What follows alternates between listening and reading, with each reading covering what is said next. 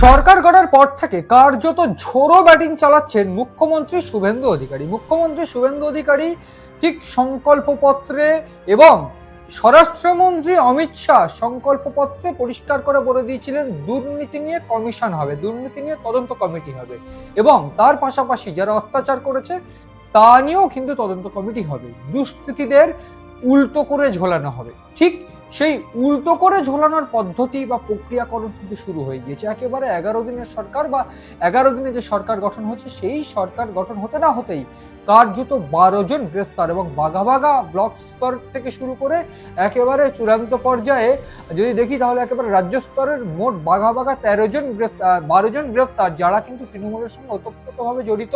তৃণমূল থেকে একেবারে গুরুত্বপূর্ণ ভূমিকা পালন করতেন এতদিন ধরে। তৃণমূল ক্ষমতা থাকার জন্য তৃণমূলের থেকে লুটে পুটে তারা বা রাজ্য থেকে তারা লুটে পুটে খেয়েছেন এই সমস্ত অভিযোগে। এক্ষেত্রে আমি বলে রাখতে চাইবো, শুরুতে যে কথাটা বলবো, সোনা পাপ্পু 18 তারিখে গ্রেফতার হয়েছে। সোনা পাপ্পু অর্থাৎ যদি বলি এই সোনা পাপ্পু ছিলেন একেবারে বিশ্বজিৎ পোদ্দার। তিনি কিন্তু গোলপার্ক থেকে শুরু করে কসবা বিভিন্ন জায়গায় জমি মাফিয়া ছিলেন। এই সোনা পাপ্পু গ্রেফতার হওয়ার পিছনে কিন্তু গুরুত্বপূর্ণ ভূমিকা রয়েছে ইডি সিবিআইয়ের, বা তারা কিন্তু ইডি কিন্তু তাকে গ্রেফতার করেছে। কিন্তু প্রশ্ন হচ্ছে এই সোনা পাপ্পু এতদিন ধরে তিনি নিখোঁজ ছিলেন।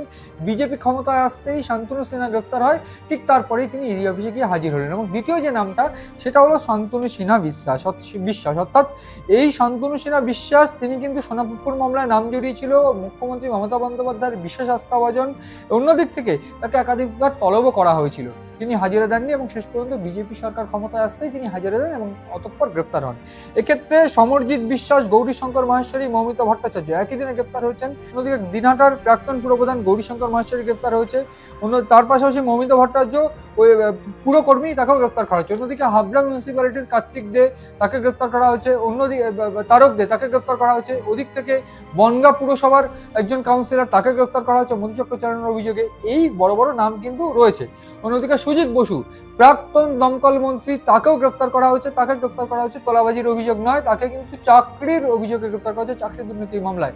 এক্ষেত্রে পুরসভায় যে চাকরি, সেই চাকরি দুর্নীতির অভিযোগ, সেই অভিযোগে তাকে গ্রেফতার করা হয়েছে। ফলে পরিষ্কার যে মুখ্যমন্ত্রী শুভেন্দু অধিকারী এবং স্বরাষ্ট্রমন্ত্রী অমিত শাহ বলেছিলেন যে কাউকে রেয়াত করা হবে না, ঠিক সেই পদ্ধতি অবলম্বন করে ঝোড়ো ব্যাটিং চালাচ্ছেন মুখ্যমন্ত্রী শুভেন্দু অধিকারী। এবং মুখ্যমন্ত্রী শুভেন্দু অধিকারীর এই যে ঝোড়ো ব্যাটিং, সেইখানে আরো বেশ কয়েকটা যে ছয় হবে সেইটাই কিন্তু পরিষ্কার হচ্ছে। তার কারণ ইতিমধ্যে একেবারে রাজ্য জুড়ে একেবারে স্ক্যানিং চলছে যে কোথায় কোথায় কি কি দুর্নীতি হতো। এবং ইতিমধ্যে আমরা দেখেছি ফলতার ক্ষেত্রে ফলতার যে একেবারে পুষ্পা, তিনি ঝুঁকে যেতে বাধ্য হয়েছেন। তার কারণ আমরা দেখেছি সেটাও যে ফলতার পুষ্পা তিনি হুমকি দিয়েছিলেন এবং শেষ পর্যন্ত গত 2-3 দিন আগে যেখানে সভা করেছিলেন নির্বাচনী প্রচার, সেখান থেকে একেবারে হুমকার দিয়েছিলেন তাকে আমাকে বুঝে নিতে দিন, আমি বুঝে নেবো।